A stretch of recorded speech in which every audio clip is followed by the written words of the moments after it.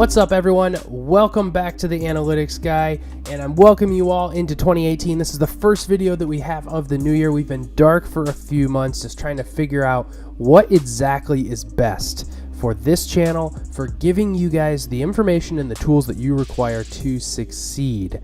And one thing that we have explored here in the kind of recent couple weeks is, what if we have a setup like this where we can have seamless cuts, just conversation and just information. You can see here that we're kind of rolling with the green screen, so we can show you different information on the screen, teach you step by step so you can apply those in your career, to your hobbies, to your YouTube channel, different things like that. So let us know in the comment section below what you think about this concept and how this will be either helpful or how you think this is going to work. It's definitely an experiment, and we're really excited.